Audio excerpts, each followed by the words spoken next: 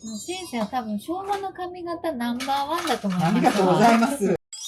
おはようございます。おはようございます。新地は南よりちょっと上品で前髪は低い。その上で、この前髪の高さはプライドの高さっていうふうに言ってたりなんかして。でも南のままなんかこんなんですもんね。携帯ないから、ここに固定電話に電話来て、何々ママいらっしゃいますかって呼び出してもらうから。電話貸してとか、コキ貸してとか、反対にコキがこう、充電されてなかったりしたら、ママたち立ち上がって、電話をしに行く。